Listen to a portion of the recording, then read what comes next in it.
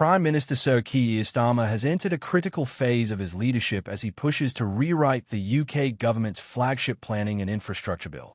This decision, made just weeks before the November budget, marks one of the most urgent attempts yet by his government to stimulate economic growth, accelerate development, and address the growing fiscal challenges facing the country. Britain's economy has struggled with sluggish productivity, low investment, and a cost-of-living crisis that has squeezed both households and businesses. Against this backdrop, Starmer's last-minute intervention to reshape the bill reflects both political urgency and economic necessity. The original version of the planning bill was designed to modernize the UK's outdated approval system for infrastructure and housing projects.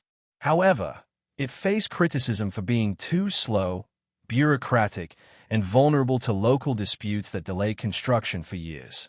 Ministers are now working through the weekend to agree on a revised version of the bill that aims to remove red tape, speed up approvals for major projects, and unlock stalled housing developments across the country. The urgency is clear. The government hopes to have the bill on the statute books by early November so that its economic impact can be evaluated by the Office for Budget Responsibility before the Chancellor, Rachel Reeves, delivers her first major budget. The political stakes are high.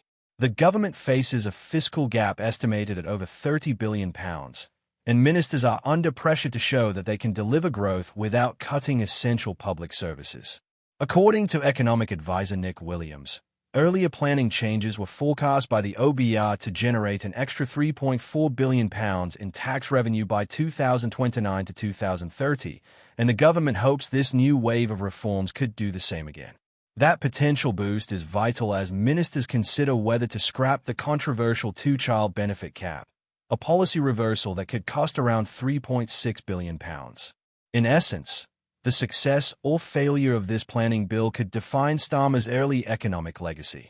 It is both a growth strategy and a fiscal repair plan, one that depends on reviving the housing and infrastructure sectors to kickstart wider economic momentum. While the government's national strategy takes shape, attention is turning to London, where the housing crisis remains particularly severe. Housing Secretary Steve Reed and London Mayor Sadiq Khan are working closely on a separate set of reforms intended to revive the capital's stagnant house-building sector. Despite ambitious national targets, 1.5 million new homes over this parliament and 88,000 a year in London alone, the numbers tell a bleak story.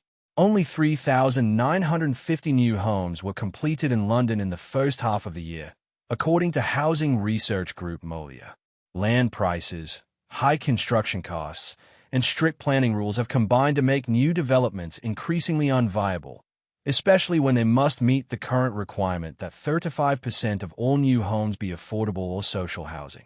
To address this, Khan and Reed are reportedly considering lowering that threshold to between 15 and 20% for certain projects. The idea is to make developments more financially viable and to encourage builders to restart stalled projects that have been sitting idle for years. However, this move is politically sensitive. Affordable housing quotas are a key part of Labour's social agenda, and cutting them risks backlash from within the party and from housing campaigners who argue that London's affordability crisis cannot be solved by building more luxury flats. Yet supporters of the change say it is a pragmatic short-term step to get construction moving again. The Treasury, echoing that sentiment, said the Chancellor is determined to pull every lever to stimulate growth and get Britain's economy firing again. The logic is that even a modest increase in overall housing supply could ease prices, create jobs in construction, and generate much-needed tax revenue. The OBR has already calculated that the first wave of planning reforms could add 0.2% to Britain's potential output, largely through improved productivity in residential construction and a greater flow of housing services. These projections offer a glimpse of the broader goal behind Starmer's economic reforms, rebuilding the foundations of growth by focusing on sectors that create both economic and social value. For the government, housing is not just about roofs over people's heads. It is about restoring confidence in the economy, boosting employment, and showing that Labour can deliver tangible improvements to living standards within its first term. Despite the optimism, challenges remain on every front.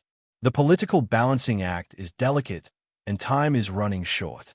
The rewritten planning bill must pass swiftly through the House of Lords, a chamber known for its scrutiny and resistance to rushed legislation. Ministers have already decided to delay any measures related to wildlife habitats, fearing that environmental debates could slow the bill's progress. This choice highlights the fine line the government must walk between growth and green commitments. While the bill's primary aim is to speed up infrastructure and housing approvals, critics warn that hasty reforms could sideline local voices, weaken environmental protections, and favor large developers over communities. Yet within government circles, there's a growing belief that Britain's planning system has become an obstacle to progress rather than a safeguard. Decades of underinvestment in housing and infrastructure have left the country facing a dual crisis: not enough homes for its growing population and not enough large-scale projects to drive future productivity. Starmer's approach seeks to shift this narrative by framing planning reform as a national economic priority rather than a bureaucratic issue. If successful, the reforms could unlock billions in private investment, reduce regional inequalities, and make the UK more competitive globally. But failure would carry political and economic costs. With the November budget approaching, expectations are rising that Chancellor Rachel Reeves will outline how these planning and infrastructure changes fit into a wider strategy for sustainable growth. For now, the government's message is clear: Britain cannot afford delay. It must build, expand, and modernize if it wants to close the fiscal gap and secure its economic future.